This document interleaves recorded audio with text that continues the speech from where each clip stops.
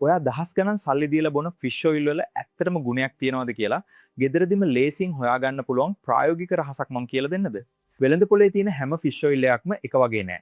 සමහර සමාගම් ලාභ ලබන්න මේවට වෙනත් ලාභදායී බාල තෙල් වර්ග කලවම් කරනවා. මේවා අඳුරගන්න තියෙන ලේසිම ක්‍රමය තමයි ෆ්‍රීසර් ටෙස්ට් එක.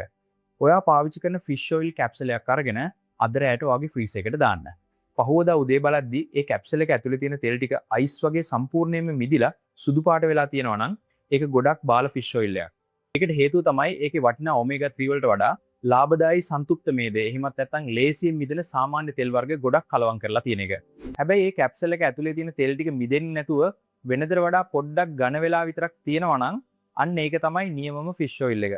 මොකද විද්‍යාත්මකව බැලුවොත් පිරිසිදු ඔමේගා 3 අඩංගු බහුව අසන්තුෂ්ත මේදේ සාමාන්‍ය ෆ්‍රීසර් එකක තියෙන උෂ්ණත්වයට කවදාවත් ගල් වෙන්නේ හෝ මිදෙන්නේ නැහැ. මේක හරියටම නොදැන බාල ෆිෂ් ඔයිල් බිව්වොත් වෙන්නේ ඔයාගේ ඇඟේ කොලෙස්ටරෝල් අඩු වෙනව වෙනුවට අර බාල තෙල් නිසා අහිතකර කොලෙස්ටරෝල් ප්‍රමාණය තවත් වැඩි වෙන එකයි.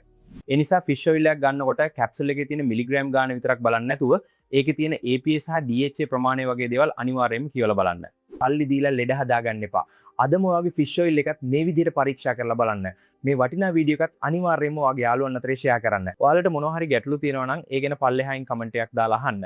ඒ වගේම තවත් මේ වගේ වටිනා දේවල් දැනගන්න අපේ channel එකත් follow කරන්න.